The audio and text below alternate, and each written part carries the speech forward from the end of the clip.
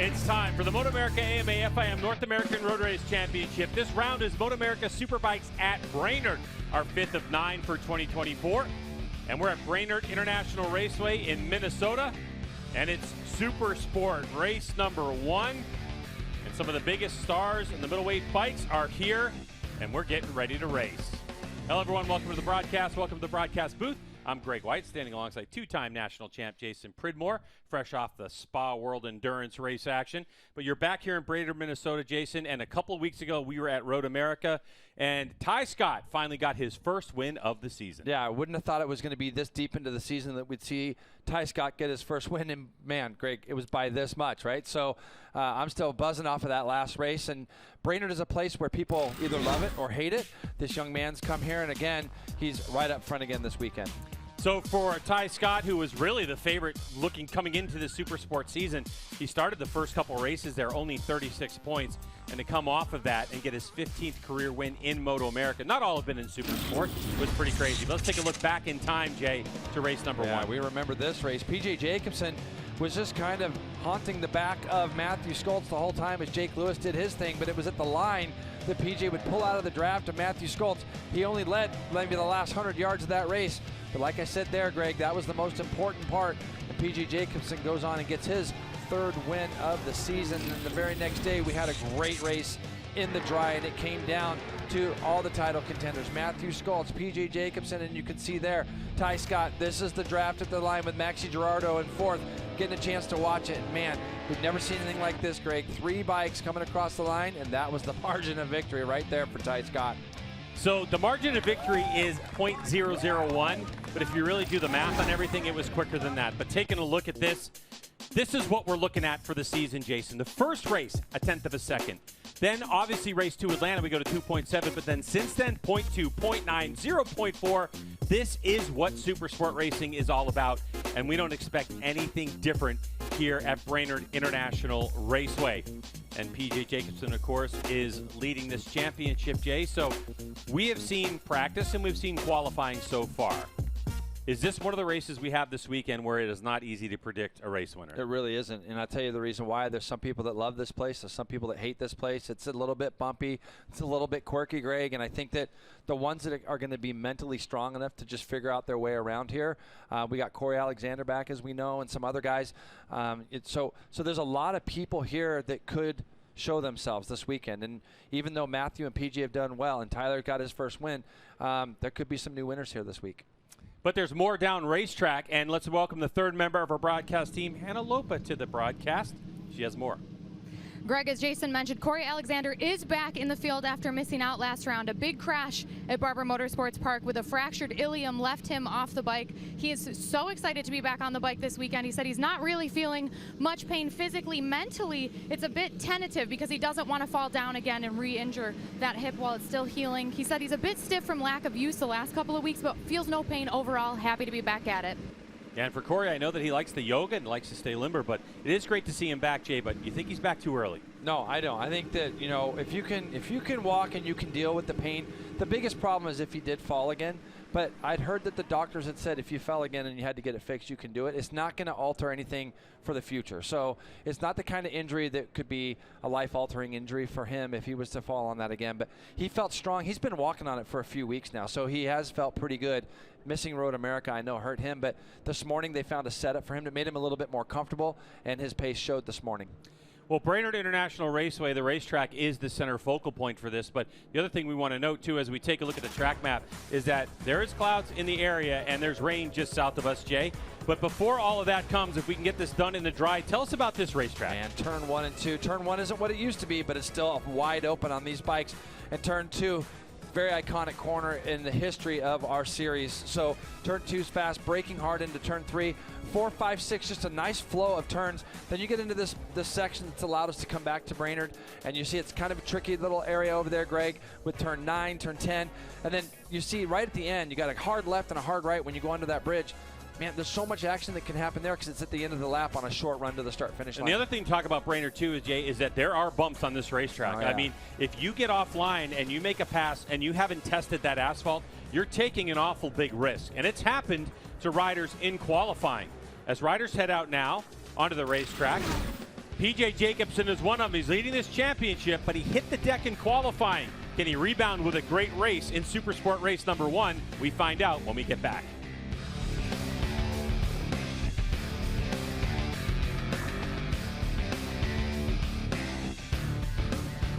Our live coverage on MotoAmerica Live Plus will continue, as well as for all of you fans that are here at the racetrack at Brainerd International Raceway. The riders are now on their sighting lap. And Roger, one of the riders that you and I had been talking about was Max Van. You know, we came in on Friday after that first practice session. He was down in 17th in the time charts after the first session of qualifying, also in 17th, but he was able to figure something out overnight.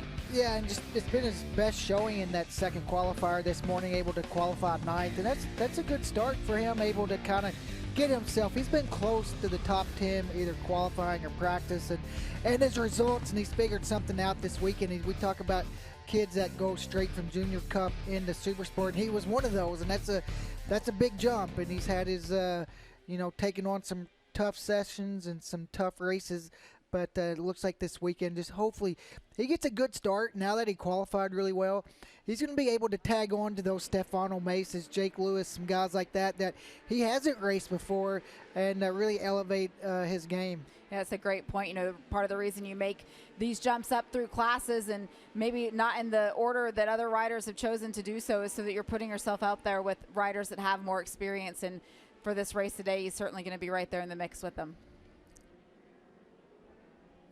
You see Matthew Skoltz there on the number 11. He will line up. You know, we spent some time with him during our lunchtime fill, and he was in the recovery boots. He had the air boots that were on and said his legs had been a little sore. It is a physical racetrack for him, but he expects to be running right up there at the front. Yeah, that last part of the track from turn 7 all the way to the finish is really physical, and you know, a lot of guys use a lot of their legs going back and forth, and that's where Matthew's really quick. Matt was really consistent in qualifying this morning and has really good race pace. I do believe he's going to be, as everywhere we go, but especially this weekend, I think Matt's going to be tough to beat. Yeah, I think Tyler Scott is going to be right there with them, though, and we expected more speed and more consistent results out of Tyler Scott through the opening rounds of this championship, but over the last couple of weeks, he's been able to reshift his focus. That whole team has given him a bike that he feels comfortable to race with. He is our pole sitter today, so we're getting close to race time. We're going to go ahead and send it back over to Greg and Jason. MotoAmerica Supersport coverage is brought to you by Dunlop, the official tire of the MotoAmerica Championship Series. Brainerd International Raceway, Brainerd, Minnesota. Round 4, race 1, Supersport. Bikes are on their warm-up lap, which means we're getting close to a 16-lap scheduled race start. And Jay, we mentioned here that Brainerd, the layout is fantastic, but some of the bumps have caught some of the riders out during the course of the weekend. But relatively flat road course. Really flat. It's, you know, look, I like the place. I think it's a lot of fun. Rode here a few years back and I enjoyed it. And I think that the more we come back, that some of the guys have just kind of, some of our competitors have become accustomed to the place. So it's a fun place. It's wide, Greg, so it offers a lot of passing opportunities. There are places where your bike could be a little bit better than other people's and things like that. So there's some characteristics about the track that I think are really fun. Jay, let's take a look at the starting grid here, because we have a mix of brands, as we always love to have in MotoAmerica, in Supersport, in this next generation class. And it's Ty Scott on pole, nearly a track record, not quite. Then Matthew Skoltz and Teague Hobbs, so teammates bookending the front row. Really good for Teague Hobbs. Corey Alexander, PJ Jacobsen, 2 teammates there running 4th, 5th. And Jake Lewis, been on the podium a few times this year. Mesa, Kaliako, and Max Van. What a tremendous effort by him. So David Anthony, Tamburini, and Blake Davis. And then we got Carl Schultes, Gerardo a little further back than we've seen so far this year, on Owen Williams. Nassani, Aiden Sneed making his debut, 16 years old, with Bick Niece next to him, and then Torrin Collins, Bradley Ward, good to see Bradley back, and Greg. And then we have Enriquez, CJ LaRoche, and Jake Vandal. And then a little bit further back, DeLeon, Ferguson, Ullman, and Chopkoff are going to round out your field. So I like some surprises here. Teague Hobbs on that front row. I like to see that a lot from him. And I think Max Van, who we've seen in Junior Cup for so long, I believe this is the first time he's qualified in the top 10. So I'm going to keep an eye on both those two young guys. This is definitely, Brainerd International is one of my favorite starts to look at because turn 1 and turn 2 are so fast, and by the time you have to get on the brakes, the field's spread out a little bit. There's opportunities for people to pass if you get a good launch. And there's the 23, Corey Alexander, on that Ray Hall Ducati Moto with roller die informing V2 back in action. When the red lights go off, we're going racing. Supersport Race number 1 at Brainerd is underway. And a good launch from the front row, and it looks like Division Wheel M4 X-Star Suzuki of Ty Scott, your pole sitter, is going to get the whole shot, and then his teammate Teague Hobbs will slide into second spot. Corey Alexander slides at 23 right there up into third, and you can see the other Ray Hall bikes just slotting in behind Matthew Skultz in fourth. So we got a big battle of all these teammates up the front with the M4 bikes leading the way. Here comes Corey Alexander. He's going to have a look up underneath, not going to make it, so he's going to settle back. Looks like he might try to do something on the exit there with Teague, but Teague Hobbs gets a good start. He's going to have position as they roll into here. Ooh. It's a long way for Corey to go, and now he's probably going to, he's not going to be close enough. But there's PJ Jacobson. He's already made the pass on Matthew Skultz. So for Corey Alexander, he gets away with that wide line, a line that not a lot of people have taken. PJ Jacobson tries to go up the inside as he got fourth place, working his teammate Corey Alexander, but the 15 doesn't get it done that time.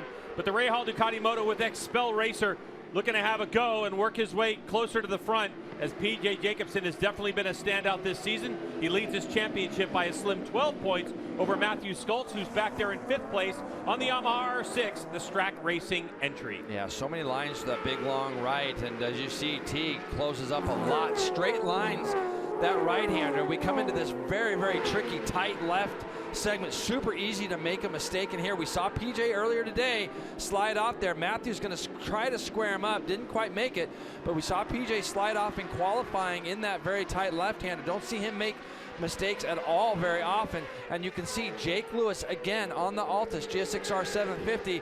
He's going to be a factor in this race too, as Corey Alexander tries to carry a lot of speed around the outside of Teague Hobbs. Going to be a long way around, not going to quite make it. Well, here are a lot of rev limiters being bounced off, and left side of your screen is what we were talking about earlier in the day that happened to PJ, and that's what I was talking about, Jay. Just a little bit of a wide line over a bump he wasn't familiar with, but PJ's not scared, but it's Skultz who goes up the inside. Skultz goes through on both of those Ray Hall bikes. He goes down tight on the inside, so that's going to wake a couple people up. As you see, Jake Lewis now is also trying to start to work on the guys in front of him. Great track here for Jake Lewis, I feel, as well. And so he's working. You see Mesa now has started to bring that Kawasaki closer, and Kayla is just behind Mesa. So you can see there's just a tiny little bit of a gap then back to Max Van. So the top 8 are kind of there, and Max Van's doing his best to hold on. So Teague Hobbs, yeah, he's leading. He's leading this race as Ty Scott has fallen back. Hannah, what do you know about the 79? Well, Teague's trying to keep Matthew Skultz at bay here. I spoke to him. He said the bike's feeling much easier to ride this weekend. He's having a lot more fun than he's had all season. Reason being, they rode at Loudon last weekend, so, well, they didn't have a weekend off for any rest as Matthew Skultz makes that pass for the lead. It was really beneficial for Teague to be in such a low-pressure race situation and get that seat time with his team. They made some big engine bike setup progress this weekend. There's hard braking in about 8 of the corners here, so it's been a huge help in that capacity specifically. Nothing replaces seat time, JP. No, and it doesn't. And I've been waiting for something like this out of Teague Hobbs on that 79. We've seen him put in some really good laps, some good qualifyings and things like that. But this is where he belongs. This is where I think he thinks he belongs as well. And for him right now, he's up in the mix with the main guys that have been winning races, and he's fighting right back as they go down into turn 3. He makes that pass on Matthew Skultz. So not sure what happened to Ty Scott there on that last lap, but yeah, we missed it because we were looking back. Yeah. For sure, though, Matthew Skultz had a look down on the right side of his bike. Oh, he did? Okay, I didn't see that. Yeah, just after Teague passed him, so not sure what's going on there, but he had a look. But Jay, betting is now available for MotoAmerica fans. NXTBet.com/PlayMA. NXTBets.com/PlayMA. For more information, visit MotoAmerica.com. So they're going to go through this big long right, and then they're going to have a little bit of a chicane. What I want to pay attention to here is once they get through here, this little flip back, there's a fast left, and Teague is kind of straight lining it into the right, and that's what's costing him some time as far as the exit of this goes. Matthew opens it up. See the roll speed that Matthew carries through? That allows him to get up alongside Teague just like this. then Teague just needs to open up that right-hander a little bit more and carry a little bit more speed through it rather than straight lining it as much, because he's getting to the apex of that right a little bit too sharp, and it's allowing Matthew to roll through that right and carry that speed to outbreak him into that next turn, as PJ Jacobson has also gone past Ty Scott. And if you haven't been to a MotoAmerica race, or you don't follow timing and scoring on MotoAmerica.com, we have the ability to see sector 1s, 2, 3, and 4 and where people are fast. And I guarantee you that the Vision Wheel M4 Star Suzuki team and Teague Hobbs looked at where the number 11 Strack Racing Matthew Schultz is fast. And Jay, I can tell you, it's that last sector. When things get tight with that Yamaha R6, that's when this bike really shines. And I think the idea is to try to keep Schultz behind you, because what you don't want to do is give him that, even that one sector, to get another couple tenths ahead of you. See that little mistake? That's the fact, because they know if they let this guy get out front and get clean air, he ran a series of laps yesterday as Corey Alexander now goes up underneath Teague Hobbs as well. Teague's going to cut it back, maybe on the Ducati rider, and go back by, which he does. Now PJ's going to have a look at Corey as well. So see, Corey went in tight and it cost him on the exit. That's kind of what's been happening to Teague in this other area. But this guy here yesterday, Greg, I watched him run a series of very, very low 33 flat to high 32s in qualifying. So he's capable of sustaining the lap times, and now PJ's going to see that, and he's going to want to try to hustle by Teague as well. Teague that time does a lot better of getting from that left to the right. And through that third sector split, Matthew Schultz was a half a second quicker than the rest of the field and more. And you can see the gap visually as Matthew Schultz is having his way, pushing his own air and using the handling, how nimble the Yamaha R6 is through some of the tight places here at Brainerd International Raceway, and he is starting to set sail. Yeah, now we're going to see if PJ can do anything with Teague Hobbs as they go down into turn 3. We're going to look here. I think we're going to be looking at a replay of Max Gerardo running off, so really easy to get down there into turn 3. A little bit too deep, especially after coming from 5th and 6th gears. PJ now slides up underneath Teague Hobbs. Ty Scott is going to look for that window, as well as Corey's been just shuffled back to 5th. Jake Lewis, an interested observer, trying to figure out what he's going to do with all these guys as well. Teague fights right back on PJ, but he just can't quite get through. PJ Jacobson, of course, on that Ray Hall Ducati Moto with Expel, no traction control, and you can see PJ right now, Hannah, is searching for grip from that rear Dunlop tire. He is, and when I spoke to him, he said he has to work so much harder than usual at this track to make the bike do what he wants. He feels like they're really at the limit with bike setup for this track. He's struggling with power. He feels like he's kind of overriding it into the corners, so maybe they can learn a little bit more from the race to set him up for success tomorrow. Yeah, that's a good point, but you know, that is always the question, is the Ducati Panigale V2 is in its 3rd year of racing in next generation Supersport, is what are the limits at the different racetracks, especially, you know, Jason, a bike that was developed, oh, and down he goes. Too much lean angle for Ty Scott. So after the big win, the Vision Wheel M4 Star Suzuki rider started to go backwards, asked too much lean angle, too much from the front tire, and sends it into the gravel trap. And Greg, from our vantage point, I can actually see that corner, and it looks like if you look down there, you'll see there's a big dark line there from that front wheel. He's just a little bit further out wide than normal. You can see he's out there not quite on top of that curbing and loses the front. Looked like he hit that bump too, yeah, Jay. There was that he's just a little bit transition. Wide. Just a little bit wide there. So, and that's going to cost him. And, you know, oh, man, it's just seen a little bit of that from Ty this year. We're not used to it. And I think that bike's a bit secondhand anyways. I don't think he's going to be able to get going on that bike again.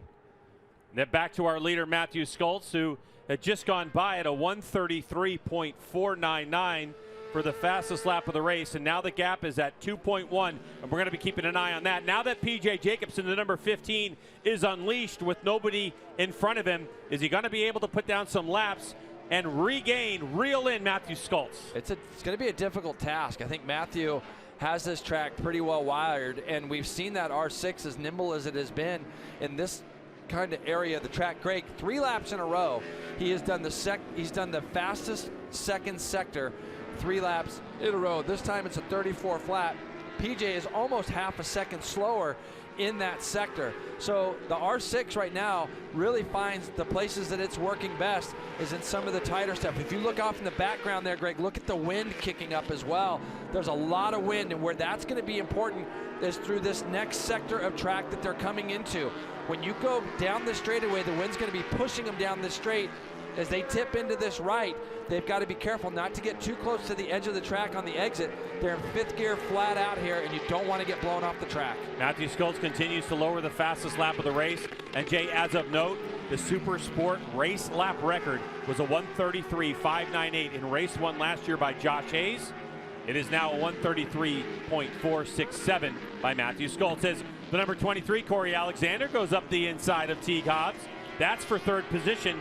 As now Corey, if he can make this one stick, he's going to try to go after his teammate, but Teague Hobbs fights right back. Yeah, but Corey's going to go up the inside. Yeah, you're exactly right. Corey's going to be able to do that to him. I had dinner with Corey last night. This is a place that he has had some struggles, not a place that's his favorite, and we had a discussion a little bit about that. And this morning, that team did a tremendous job to get him more comfortable. His speed looked good. He put in a lot of good laps in qualifying today. Talking to him just before the start of the race, he said, I think I can kind of sit there on the back of that lead group, and now he's got himself into 3rd. He's going to have to try to work on that gap up to PJ, though.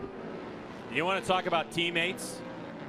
On the Ray Hall Ducati Moto team, the size difference is incredible. So you talk about setup choices, and I don't think there's much data that PJ Jacobsen and Corey Alexander can share in terms of what's similar on the setup of the motorcycles. Corey a lot taller, Corey's a lot taller, and by just nature he's going to weigh more, Jay. Yeah, no kidding. And you know, that is the big thing, is he's quite a bit taller than Kayla and or PJ both. Kayla is just off the back of this group. She's at a 35 flat. The guys in front of her, Mesa 35.4, 34.6 for Jake Lewis. So there's a good look at Kayla right now, doing a really nice job running 7th. She's up ahead right now of Blake Davis, Dave Anthony, and Max Van. So you can see there's that group just in front of her. She continues to try to close in on Mesa. So this has been a good track for her so far this weekend. And for Kayla Yakov on that Ray Hall Ducati Moto with Expel V2, her fastest lap of the race is a 34.6. I mean, that's the same fastest outright lap of the race as our 5th place rider Jake Lewis currently, and just a couple tenths off of what Corey Alexander, Teague Hobbs, Stefano Mesa has been able to do. So Kayla right on pace. It's just a matter of how these races shuffle themselves out, as we have about 8.5 laps to go, and it looks like we have another rider down. I'm trying to figure out who that is. So Kawasaki rider. But Matthew Schultz now with nearly a 4-second lead. And the last time he came by sector number 2, he continues to push the pace. And I know that from talking to riders, as we look in the back, and Jason, you were talking about the wind, it can be extremely tricky at Brainerd because this racetrack is so flat. And of course, you're ultimately going around in a circle, and you can see the wind is just swirling around. But Schultz continues to set a torrid pace. Hannah?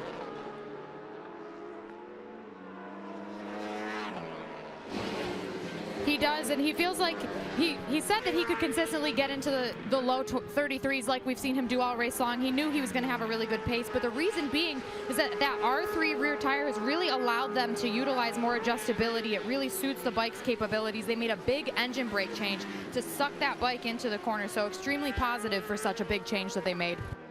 And generally what that means, Jay, is that they're going to kind of reduce the amount of engine braking if he wants the thing to go deeper into the corner with maybe less resistance from the actual engine itself. Yeah, absolutely. And you know, they've really, it's funny because I do remember back in Atlanta watching that first day for this team, they had struggles. They never really could get going, and we watched him in that first race on Saturday not really knowing what to expect, and he marched through the field, and then the second day he was up there battling as well. So the thing for Matthew is that team's got a really good handle. As Teague Hobbs has now got back through on Corey Alexander. So nice fight back here from the 79 as he's battling with some guys that he's seen on the podium. Teague Hobbs gets back through. He's at a 34.6 that last time by. He just ran his fastest second split of the race, and you can see they're just ever so slightly starting to drop Jake Lewis. But Jake, you know, Jake usually rebounds pretty good. But the 85 just slipping back, and Mesa is now back in the clutches of Kayla Yakov. So there'll be a big battle for 6 also, with a 3rd Ray Hall bike in that top 7 at the moment. Hannah had mentioned about R3 and the rear tire that Matthew Schultz is running. Of course, if you're new to MotoAmerica racing, Dunlop is the tire that everyone races in this series. And most of the riders choose an R0 front or an R3 front, and everybody's on the R3 rear. Now, to give you just a little bit of an idea, a 0 tire is the softest compound available, and we go all the way up to, what, R7, R8? Yep. They only brought a selection of tires here because we know that Brainerd International doesn't require a very hard compound tire like the racetrack we were at last time, MotoAmerica, where they brought everything because that track is only 2 years old on its asphalt. But a good battle brewing here between Stefano Mesa, Tytler Cycles, Kawasaki, and Kayla Yakov on the number 19, the bright, young, talented racer out of Pennsylvania. Kayla Yakov on the Rahal Ducati Moto with Expel. That's a Panigale V2. So, Jay, what's interesting about the Kawasaki is we have such a variety of motorcycles in this class. You have the Yamaha R6, which is heavily modified because it's an older generation bike, but it does have throttle-by-wire. And then you have this Kawasaki, which is a 636. That's run by just a cable system where you can pull it and the throttle body's open up and it goes forward. Yeah. So the balancing of this requires is both bike and rider weight. And so this bike Mesa's on, they have to carry quite a bit of weight in order to balance this bike out. And it's been a bit of a learning curve for this team, who's had more success last year, but with the rule changes this year, they continue to get used to it. And of course, Mesa rides so many different motorcycles and so many different brands of tires, but I think he's doing an outstanding job. And right now, he's trying to hold on to sixth. He always does an outstanding job. This is where Kayla, I think, can do something with him, though. If she gets in that draft, she can try to get up the inside here of Stefano, see if she's close enough to actually make it. Yeah, she is. So she got a good run out of that last corner and goes in and through turn 2. Now she's going to kind of block the right side. Good solid racecraft from Kayla. Hannah. For Kayla, she said this was the best Friday that she's had all season, better than usual. She's feeling strong. The bike is as close as they've had it to being really raceable. She still wants a bit more out of it as she makes the pass on Stefano there, but she's been making up time in the draft here as well. She just wants to keep learning as much as she can. Yeah, and for sure she had a great result earlier in the season when it was like rain conditions, and you know, a lot of people label Kayla as a really strong rain rider, which she is, but this is one of the best performances in 6th place for Yakov that we have seen so far since she landed on this Rahal Ducati Moto with Expel team. An outstanding performance, and what a bright young star she is. Yeah, no, she's incredible, and you never want to get labeled as just a rain rider or just a whatever kind, you know, a specialist at any track. And this young lady here has been so impressive since she's come into the MotoAmerica fold. Obviously, we've seen her win Junior Cup and run up front in Twins Cup, and now she's adapted well to this Supersport bike. The team has, they've built a great team around the 3 riders that they have, and you're going to see her continue to get results. This guy doesn't care, though, does he, Greg? 6.1 seconds out front, running away. So for Matthew Skultz, these are the kind of wins that you don't get very often, but we still got 4.5 laps to go. And I know PJ right now is going, okay, I'm going to bank these 20 points and move on. Yeah, this will be the largest margin of victory we've seen in the dry in Supersport so far in 2024. But boy, the power plant of that Yamaha R6 on this track racing, Yamaha has been much improved since Road America. We saw that bike run with these next generation motorcycles, and Skultz making the most out of that, as well as the ability, the agile ability of that Yamaha R6. So here's a look at what's going on in the battle for third. So Teague Hobbs has gotten a little bit of a gap on Corey Alexander. That's the Vision Wheel M4X Star Suzuki, the 79. His teammate had an early exit from this race, the pole sitter Ty Scott. He crashed out early. So any podium possibility rests on the shoulder of this rider from New Hampshire. And here's Corey Alexander. So the battle of the Northeast boys is Corey's from New York. And then Jake Lewis right behind, Jay. Yep, and it looks like Teague is, like Jake is staying right with them. Teague's really tried to up the pace. Corey's going with him the best he can. You can see PJ's just up the road from them. PJ had about a 3-second lead on Teague Hobbs. And for Teague, I love seeing this fight back, like I said before, of him battling with some of the guys that he has not been really able to battle with. Like I said, we've seen him qualify well, Greg.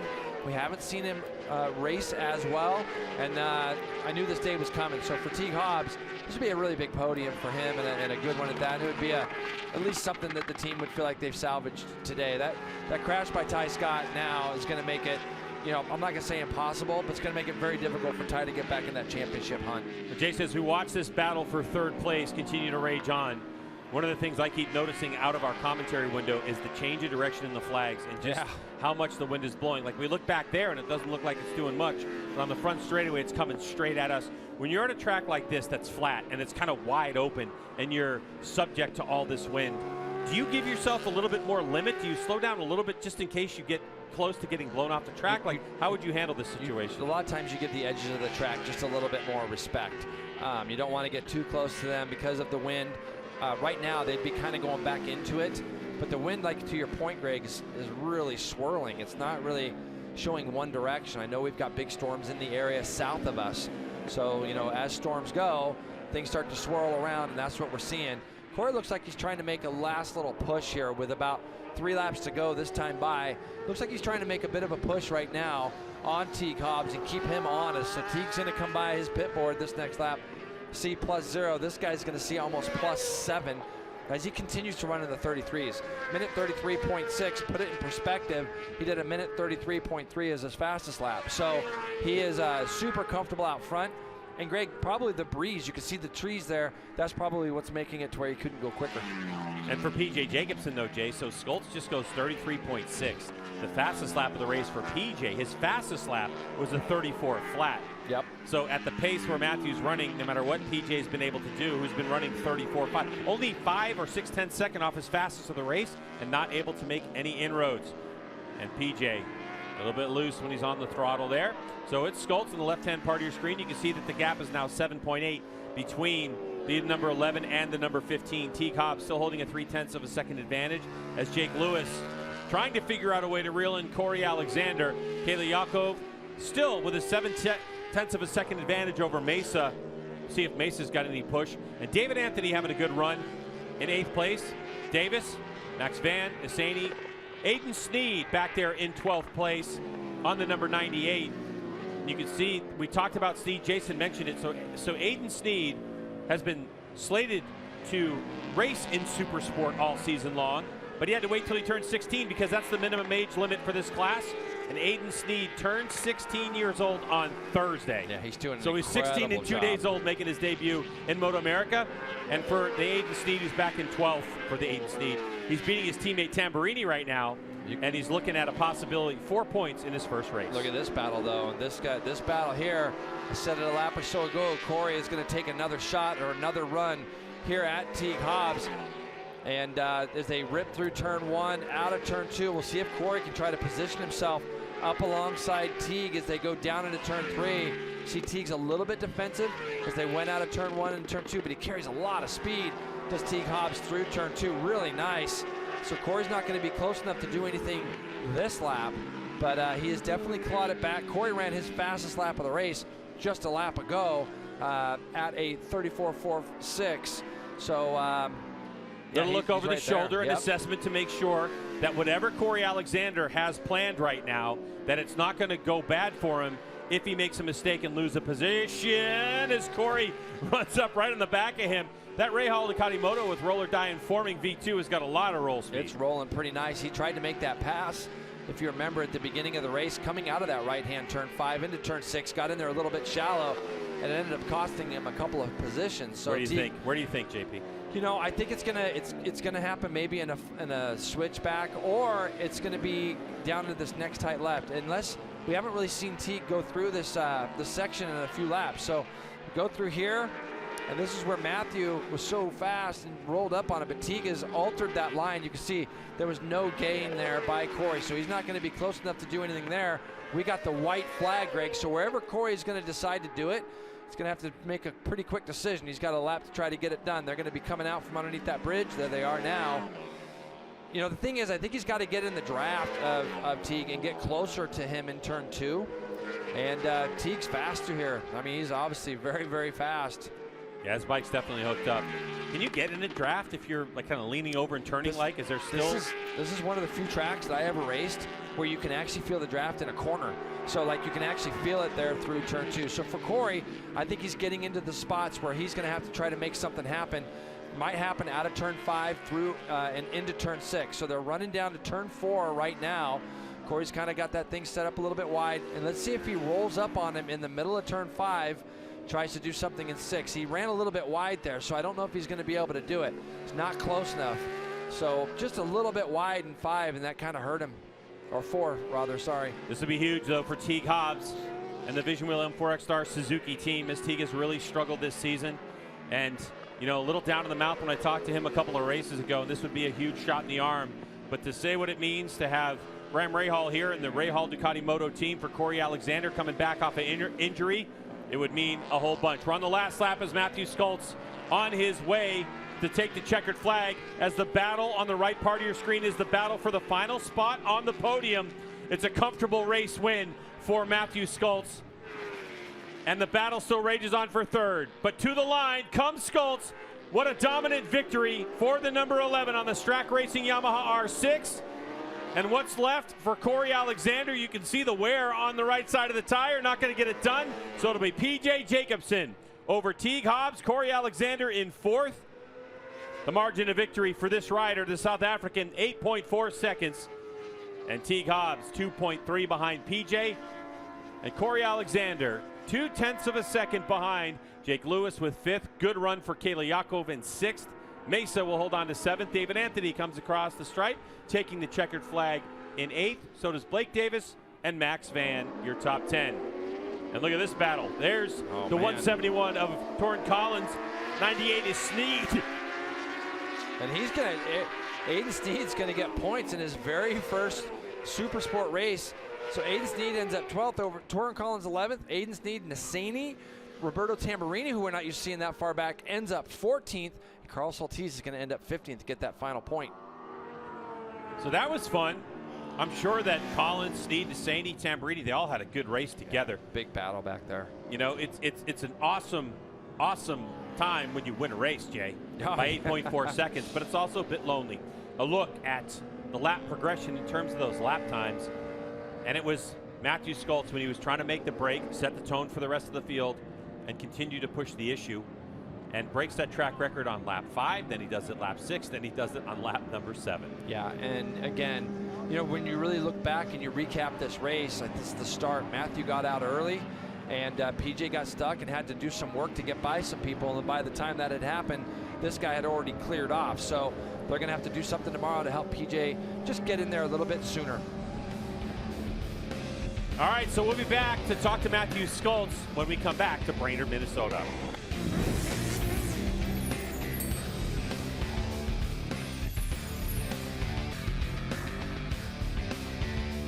We will continue our live coverage here from Brainerd International Raceway for MotoAmerica Live Plus and all of the fans that are out here around the racetrack. For Matthew Skoltz, Roger, you called it. He led that race, and once he was in the front, it was an 8.5 second lead at the stripe. Yeah, he's just been kind of in the league of his own. We watched this morning that second qualifier and the way he was able to just put those laps in any time that he wanted, and then it carried over to the race. And that was quite the win for Matt, and I think it's scary for the competition because he's talking about the team's going to get better as the year goes on. Also, he's going to figure out this super sport bike as the year goes on. See all of the fans that are out here around the racetrack enjoying all of the action that we have. But Roger, as we look at these pictures from all over the venue, you can see the wind really picking up. You can see it there in the trees and the flag that's blowing in the background. The weather's certainly on the way. Yeah, it's on the way, and I mean, even just looking out the window, how dark it is, and the radar. So it looks like it is headed our way, but it would be nice to get a clear day in. But it looks like it's getting dark. P.J. Jacobsen there on the screen right now. He was able to finish in 2nd. It's a great points day for P.J. given the incident that he had early on this morning in the 2nd qualifying session. But Teague Hobbs able to bring it home with the podium result. That was a great ride for him, too. Awesome ride for Teague Hobbs, and he has struggled this year. At the last race at MotoAmerica on Friday, he's talking about he hasn't had a lot of fun this year. Just lost some confidence, and this weekend he's been pretty good in all the sessions. And that was a good ride by him. Not only got he 3rd, but he had a good battle with Corey Alexander and some other really good riders, and he was aggressive, and you know, he wanted it today, and it was a ride that we haven't seen him on the Supersport bike put in yet, just the way he was attacking riders aggressively, but also in control. Yeah, we said that in qualifying earlier today too. What a great performance he was showing so far this weekend. He was able to start the race on the front row and then actually turn it into a podium result, as well as a rider knowing that you've got to do it again tomorrow. That's a big boost of confidence. Big boost, and then you'll just try to improve again tomorrow. So that's all you can do, and you know, it's just great, big boost for him because he's trying so hard, and you could just tell in some of the interviews it was really starting to weigh on him. And what a great ride by Matt, put those laps together in qualifying. And when you do that, you do it in practice, you do it in qualifying, then when the race comes, you're able to do it then as well.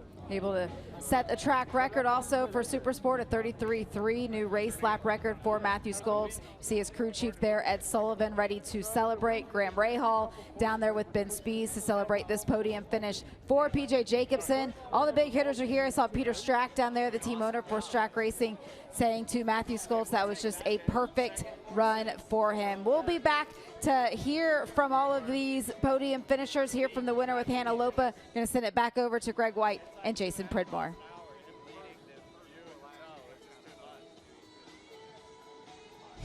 MotoAmerica Supersport coverage is brought to you by Dunlop, the official tire of the MotoAmerica Championship Series. Matthew Skoltz in winner's circle, having a good time in what is now the largest margin of victory we've had in Supersport for 2024. And it gets done right here at Brainerd in race number 1. The results are 8.4 over PJ. Teague Hobbs back on the podium. Alexander Lewis, Yakov Mesa, Anthony, and Davis. But we get to go right down to Hannah in victory lane. For Matthew Skoltz, it's been a really challenging track to try and dial in that setup. Matthew, what aspect of this bike setup gave you the stability that you needed in order to win by such a large margin of victory? We made a pretty serious change from qualifying 1 to qualifying 2, and it definitely helped me pick up the pace. It helped us turn a little bit better. I think that the wind played a major factor in this race now. A couple of corners where it was helping you tip in, a couple where it was almost pushing you off of the track. But overall, just really stoked to kind of build up a 6-7 gap, you know, lead out there and just maintain it for the last couple of laps. I know that these guys were battling hard, which definitely helped. But overall, happy and looking forward to the second race. And just one more thing, I'd like to thank Sam from Edge Designs. He painted this beautiful helmet for me, and first race out, we won in it, so hopefully it brings me luck for the rest of the season. Thank you. Best of luck out there the rest of the weekend for Matthew Skoltz, guys. And talking about the rest of the season, good news for Matthew is that he gets 5 points back from second place PJ Jacobsen. But looking at the times, the fastest times, Jay, a 33.3, a new race lap record for Skoltz. And then the next rider to him, PJ Jacobsen, doing a 34.0. But the rest of the riders, Skoltz was over a second faster. Let's get back down to Hannah, who has PJ. For PJ Jacobsen, a second place finish today. PJ, did you feel like you had anything left in the tank to bridge the gap to the lead there, or were you feeling like you needed to settle for a safe points haul? Yeah, I was kind of like not really settling, you know, because like Corey and I think Teague was behind me, so I wasn't really like settling. I was riding, you know, pretty hard, but I feel like from the beginning of the race, like I kind of got I guess not a great start and got kind of bunched up there and just couldn't make the passes that I wanted to make like right away. So I feel like after that the tires started coming down a lot for me, and Schultz was just like gone. He was like in another league, so I couldn't really see him. So that was quite difficult to do. But yeah, I just want to thank, you know, Graham Rahal for coming out here. It was awesome to have him here and to get on the podium for him. I wish it could have been a win, but you know, we'll try again tomorrow. And I'd just like to thank my sponsors: XPEL, Roller Die, Elf, AME, Avon, Aero, Supply, RNG, and thanks to all the fans for coming out here. So yeah, it's been great, and we'll try again tomorrow. Congrats, PJ. Thanks, guys. Oh, yeah, and they're definitely going to try again tomorrow. Well, yeah, and you heard Matthew say about the wind. I think he'll go quicker, but I think that young man there, too, PJ, will go quicker as well. He just got, like he said, he got bulked up a little bit at the start of that race. Couldn't get through the guys as quickly as he wanted to, and it's really hard to make that gap back. Let's get back down to Hannah. For Teague Hobbs, an incredible performance today. How would you say that this result has spoken to the progress you've been able to make, not just this weekend, but all season? Man, it's just so long overdue. I really got to give it up to my crew. We've put ourselves in the right spots, and the whole Vision Wheel M4 Star Suzuki team's been working so hard, and the stars just haven't aligned this year. It feels really good to go to the Loudon Classic last weekend, have a good result, good showing, and then come here, and all the hard work's paying off. I think we need to do a few things tomorrow to stay with those front 2 guys. It's going to be something small, nothing crazy, but I'm so happy to be up here. Thank you so much to John Grush and the Niemer Association. If it wasn't for him, I wouldn't be here. Thank you to Liberty Chevrolet, my parents, my whole family. Just everyone helps so much. Team Hammer. Like I said, this Vision Wheel M4 XR Suzuki bikes, it's on rails. I got to do something a little different tomorrow, but I think we can get it done. Very happy Teague Hobbs in 3rd place, guys.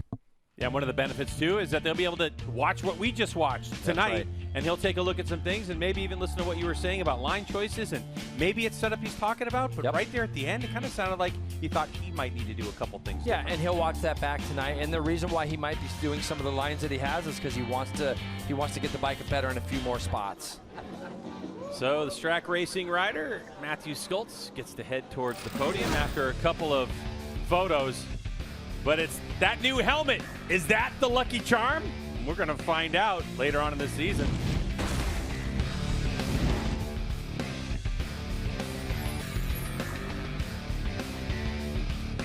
We continue live coverage on MotoAmerica Live Plus as we have now heard from the top 3 finishers, Roger. Now they all get to go up onto the podium and actually collect the hardware. Yeah, look at Teague Hobbs there. You see what that means to him, like a huge relief. How excited he is to be able to get on that podium. He's been working hard this year. PJ Jacobson there 2nd. A little disappointing in that performance. I think PJ wants to be here for the long haul, and getting those points today is important for PJ in the championship. But Matthew Skultz was just on another level today. These guys, if they want to run with him, has got some homework to do overnight tonight, and Matt's going to do some homework as well and try to come out and be better tomorrow also. Yeah, I think that was one of the things I heard from PJ in that interview was the fact that he had to push so hard so early. He wore off a lot of that tire, and then once the race ticked away, he just couldn't get any closer to Matthew Skultz. So it's certainly something that he's going to look at overnight, see what he can change and adjust for tomorrow, not have to work it quite so hard. But Matthew Skultz there, he kind of gave a little bit of tip to all of the classes that are to follow as racing continues here at Brainerd International Raceway, one of them being that the wind was really a deciding factor. Yeah, and the wind here, we talk about how fast turns 1 and 2 are, and if the wind's blowing from the right side to the left side of the track, it can be harder to go into the corner. So this warm-up laps, these guys in sighting laps, they're going to be able to be out there trying to get a good feel for that wind. I can hear bikes revving down below us on pit lane. We're going to go ahead and send it back over to Greg and Jason. We can wrap up Supersport. Next racing will be Superbikes here at Brainerd.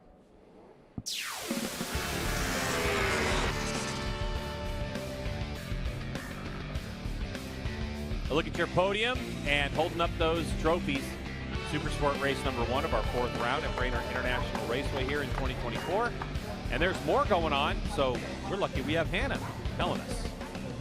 Corey Alexander steadfast in that battle for 3rd, so close. After missing a round, what was the expectation heading into this weekend, being off of the bike and recovering from an injury? Was this better than what you expected? Yeah, for sure. I think this is the first round that the Supersport class hasn't been 8 deep as far as the front group, so there's a little bit of separation there, which thankfully I'm on the front part of that. But yeah, I had honestly really no expectation coming to the weekend. I would have been content with a top 10, but this morning we made a big change from yesterday, and bike felt really good. Hats off to Steve Weir and everybody over at the Rahal Ducati Moto team by Roller Die. We still haven't really found a base setting with the bike that I'm super happy with, just because we've only had really 1.5 rounds so far. But yeah, we're just chipping away at it. I think we have a pretty good base for tomorrow, and I don't know how much more I have in the tank. We need a little more horsepower on that Ducati compared to some of the bikes in front of us. But overall, like I said, thanks to the whole team. Just really appreciate everyone for getting my bike built again and sticking behind me, missing around last weekend. Happy to be back. I know that we talked you were a little bit maybe mentally tentative while you weren't feeling that pain on the bike. Do you feel like you kind of got the monkey off your back with this first race and feeling a bit better heading into tomorrow? Yeah, I don't know about that. I think until I fall on the old hip and make sure she holds up, I'm still going to be a little bit in the back of my head. You know what I mean? It's only been 3.5 weeks since I fractured that thing, so it's a little bit. I don't even know if I want to fall over on the ground right now walking, let alone on a motorcycle yet. But that's just in my head. Once I'm out there racing, it's not something I'm thinking about. It's just leading up to it. It makes it a little more a little more anxious. But overall, yeah, like I said, just happy to be where we're at. I would have loved to be on the podium with PJ again, 2-3 for Graham. That's here this weekend, but we'll get another shot at tomorrow and see what happens. How much more are you hoping to get out of that bike to really take you to that next step and put you on this podium? Like I said, I mean, Steve Weir, you know, Mike Himmel's from Olin's. They've done really, honestly, a phenomenal job getting the bike to where it is right now. You can probably see it on the TV. I'm struggling. I'm a big boy anyways. But either way, you know, I think that's really just trying to get creative to try to make up the deficit that we have on really off the corners right now. We're struggling. You can see the Suzukis and the Yamahas, they just have a little more grunt than we do. And, you know, these are stock bikes, you know, stock motors. So it's not like there's more we can go back to the engine shop and do anything. We got what we got. And, you know, we'll just have to keep digging. Corey is quite a bit taller than me. I got to hold the mic up pretty high to interview him here, but glad to see him on his way back to 100% healthy and back on the bike. It's like changing a light bulb. Hannah's arm was probably falling asleep. Jay, he's 30 years old. He said old hip. You got an older hip, don't you? I know, poor guy. No, it's just good to see him back after what he went through at Barber. That was a big one at Barber for Corey. Our coverage continues from Brainerd after this.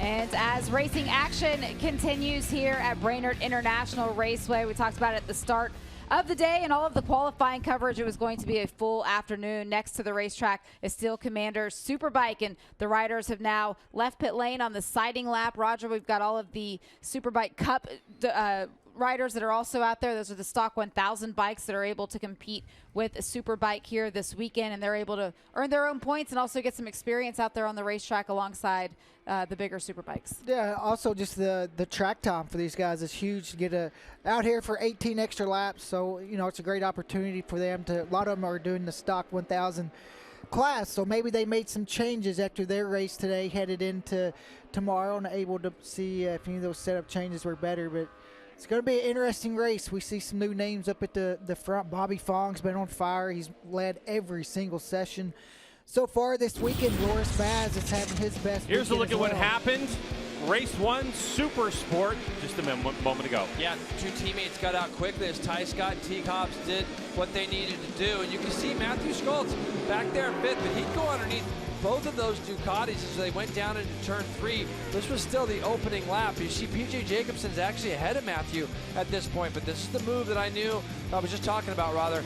He gets through both of them and made his way quickly past those two X-Star M4 Suzukis, and Matthew at that point is on his way. You see Teague Hobbs goes up underneath him. Matthew would return the favor almost immediately as they went down into this tight left-hander that's just a couple corners away, a couple turns away from the end of the lap.